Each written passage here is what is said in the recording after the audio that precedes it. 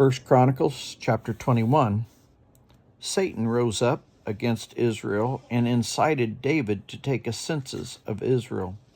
So David said to Joab and his commanders, the commanders of the troops, "Go and count the Israelites from Beersheba to Dan, then report back to me so that I may know how many there are."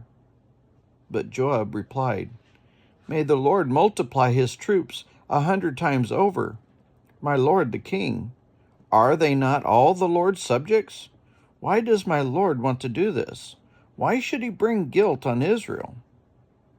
The king's word, however, overruled Joab. So Joab left and went throughout Israel and came back to Jerusalem. Joab reported the number of the fighting men to David. In all Israel there were 1,100,000 men who could handle sword, including 470,000 in Judah. But Joab did not include Levi and Benjamin in the numbering because the king's command was repulsive to him. This command was also evil in the sight of God, so he punished Israel. Then David said to God, "I have sinned greatly by doing this.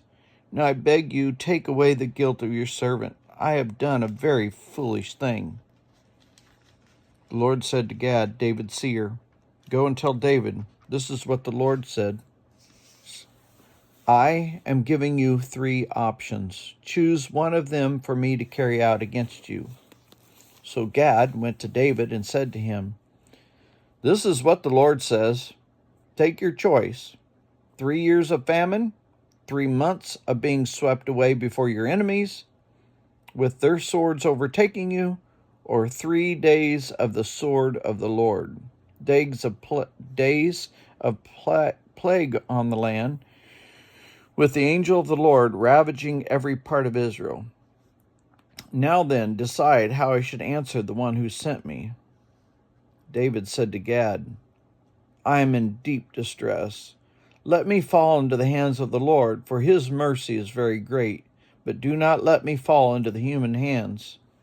So the Lord sent a plague on Israel, and 70,000 men of Israel fell dead. And God sent an angel to destroy Jerusalem. But as the angel was doing so, the Lord saw it and relented concerning the disaster, and said to the angel who was destroying the people, "Enough, withdraw your hand." The angel of the Lord was then standing at the threshing floor of Araunah the Jebusite.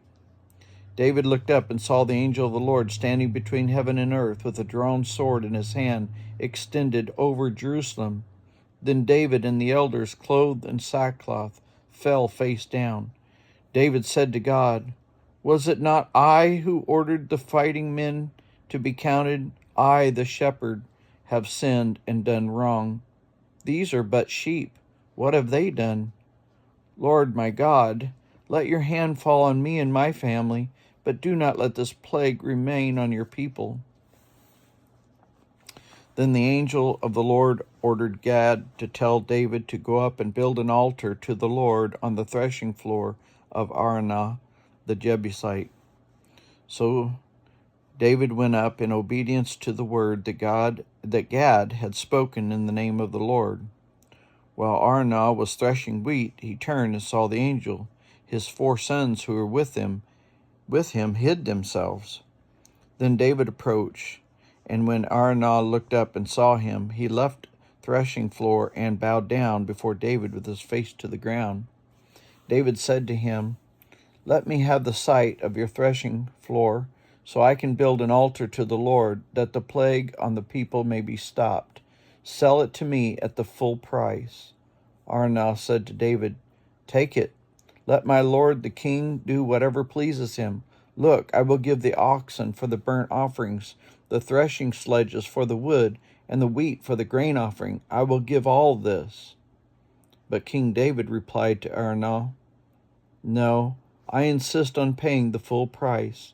I will not take for the Lord what is yours, or sacrifice a burnt offering that cost me nothing." So David paid Araunah 600 shekels of gold for the site. David built an altar to the Lord there and sacrificed burnt offerings and fellowship offerings. He called on the Lord, and the Lord answered him with fire from heaven on the altar of burnt offering. Then the Lord spoke to the angel, and he put his sword back into its sheath. At that time, when David saw the Lord had answered him on the threshing floor of Araunah the Jebusite, he offered sacrifices there. The tabernacle of the Lord, which Moses had made in the wilderness, and the altar of the burnt offering were at that time on the high place at Gibeon.